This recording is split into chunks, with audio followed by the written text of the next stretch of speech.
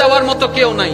আপনার দুঃখ কেউ বুঝছে না, আপনার কষ্ট কেউ বুঝতেছে না, আপনার আশে নেই, পাশে নাই, নাই কেউ নাই। আপনি যখন খুব একা মনে হবে, আপনার দুনিয়ার কষ্ট যখন আপনাকে চেপে ধরবে, আপনি কিচ্ছু করবেন না, শুধু একটা কাজ করবেন, যাই নামাজটা পিছিয়ে ডাইরেক্ট সিজদায় চলে যান, ডাইরেক্ট সিজদায় চলে যান। কপালটাকে ঝুঁকাই দেন, নাকটাকে ঝুঁকাই দেন, হাতটাকে ঝুঁকাই দেন, নিজের অস্তিত্ব বিলীন করে দেন, চোখটা বন্ধ করে সিজদার মধ্যে চলে যান।